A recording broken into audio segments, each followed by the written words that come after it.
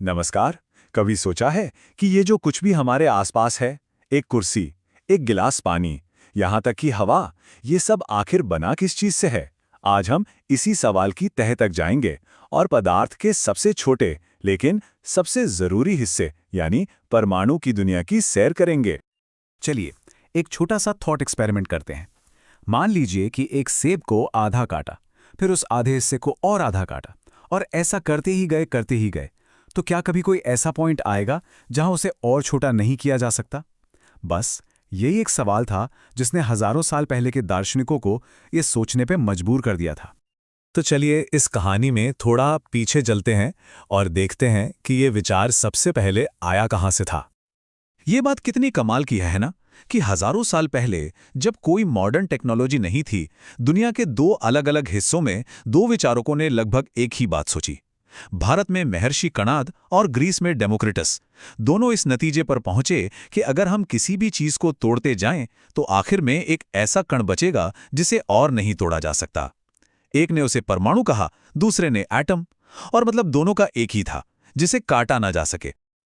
लेकिन एक बात समझना बहुत जरूरी है, ये जो सारी बातें थी ना, ये फिलॉसफी थी, कोई साइंस नहीं। ये सिर्फ तर्क और सोच पर आधारित थी। इस आइडिया को एक साइंटिफिक फैक्ट बनने में सदियां लग गईं। तो अब कहानी फिलॉसफी से निकलकर साइंस की दुनिया में कदम रखती है और इसका श्रेय जाता है एंटनी लैवोजियर जैसे वैज्ञानिकों को। और यहां से हमें मिला केमिस्ट्री का पहला और सबसे जरूरी नियम, मतलब सीधा साधा हिसाब है। अगर कोई केमिकल रिएक्शन एक बंद डब्बे में हो रहा है तो रिएक्शन से पहले और बाद में चीजों का कुल वजन बिल्कुल बराबर रहेगा। कुछ भी ना तो बनता है ना ही खत्म होता है, बस उसका रूप बदल जाता है। और दूसरा नियम ये कहता था कि कोई भी केमिकल कंपाउंड, मतलब यौगिक, उसकी एक फिक्स्ड रेसिपी होती है। इससे कोई फर्क नहीं पड़ता कि वो चीज कैसे बनी या कहां से मिली, उसमें मौजूद तत्वों का अनुपात हमेशा हमेशा एक जैसा ही रहेगा। और ये स्लाइड इस बात को एकदम परफेक्ट तरीके से दिखाती है। जैसे पानी ले लीजिए, चाहे वो नदी का हो या लैब में बनाया गया हो, उसमें हाइड्रोजन और ऑक्सीजन के वजन का रेशियो हमेशा 1:8 ही होगा। इसी तरह अमोनिया में नाइट्रोजन और हाइड्रोजन का रेशियो हमेशा 14:3 ही होता है, ऑलवेज।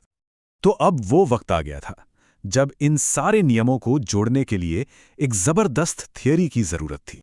तो देखिए, पजल के सारे टुकड़े तो बिखरे पड़े थे, नियम सामने थे, लेकिन कोई ये नहीं समझा पा रहा था कि आखिर ऐसा होता क्यों है। एक ऐसी थ्योरी चाहिए थी जो इन सभी डॉट्स को कनेक्ट कर सके। और फिर सीन में एंट्री होती है जॉन डाल्टन की।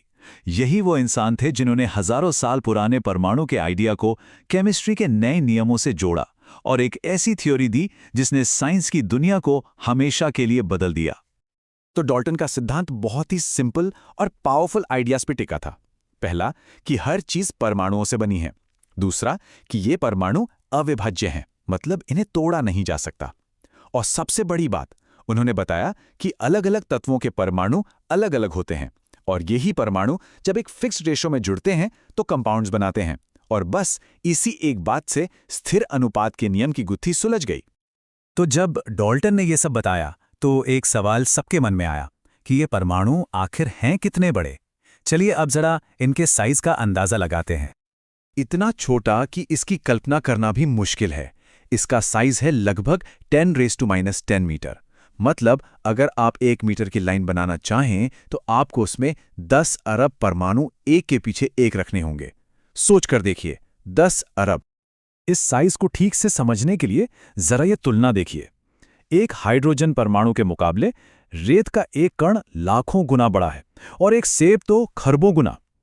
आप सोचिए, लाखों परमाणुओं को एक के ऊपर एक रखें ना, तब जाके कागज की एक शीट जितनी पतली लेयर बनेगी। और अब वो पल जो सच में हैरान कर देगा। जो चीज कभी सिर्फ एक कल्पना थी, आज हम उसे सच में देख सकते हैं। ये जो तस्वीर है ना, ये सिलिकॉन की सतह की असली तस्वीर है। और ये जो छोटे छोटे डॉट्स दिख रहे हैं, ये कुछ और नहीं बल्कि एक एक परमाणु हैं। कमाल है ना?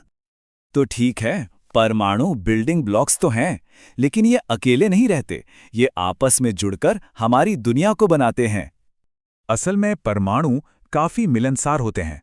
ये अकेले रहना पसंद नहीं करते। ये एक दूसरे से जुड़ते हैं और बनाते हैं अणु, यानी मॉलिक्यूल्स।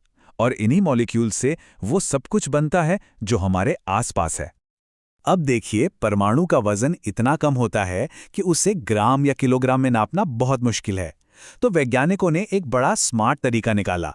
इसे ऐसे समझिए, मान लीजिए एक फल वाला है जिसके पास वजन नापने वाले बाट नहीं है। वो एक तरबूज को 12 यूनिट का मान लेता है, फिर उसके 12 बराबर टुकड़े करता है और हर टुकड़ा बन जाता है 1 यूनिट का बाट। अब वो बाकी सारे फल इसी एक टुकड़े से तौलता है।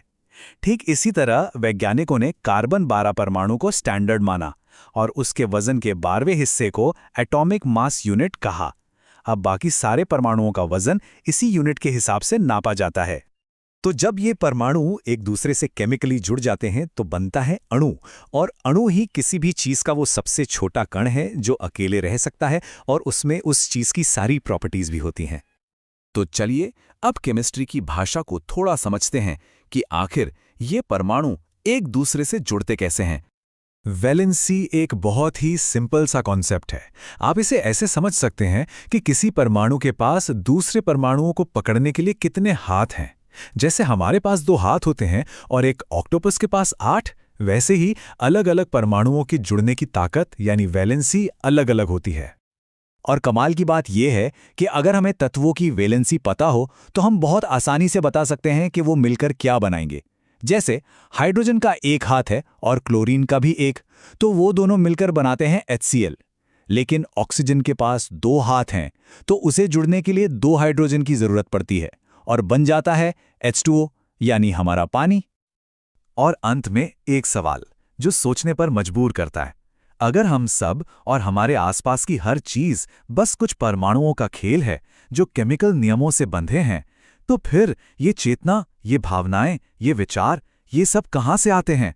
आखिर क्या चीज है जो परमाणुओं के इस झुंड को हम बनाती है? इस पर सोचिएगा जरूर।